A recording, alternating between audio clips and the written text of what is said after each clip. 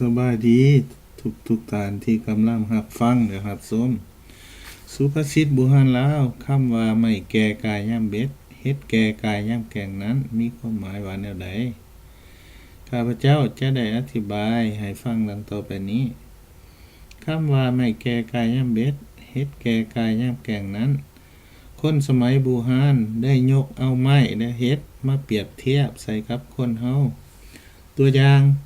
ไม้ถ้ายังอ่อนน้อยจะเบ็ดจะกงให้คดให้โง่ให้เนื่องไปทางใดก็จะเฮ็ดได้ง่ายดังเดียวกับคนเฮาเมื่อยังน้อยยังเป็นวัยเด็กพ่อแม่จะสั่งสอนให้มีกิริยามารยาทเป็นแนวใดก็เฮ็ดได้ง่ายเมื่อเด็กคนนั้น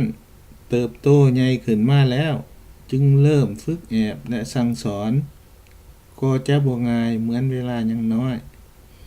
เช่นเดียวกันกับเห็ดเมื่อเอามาแกงกินตอนยังอ่อนก็จะแสบนัวดีกงกันขามถ้าเห็ดนั้นแก่แล้วเฮาเอามาแกงก็จะหยาบและแข็ง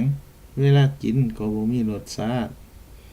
สรุปแล้วสุภาษิตบทนี้สอนให้เฮารู้ว่าจะสั่งสอนหรือฝึกหัดคนก็จงเริ่มเฮ็ดแต่เวลาเขายังน้อยถ้าเขาใหญ่ขึ้นมาแล้วการฝึกหัดและสั่งสอนก็จะยากขึ้น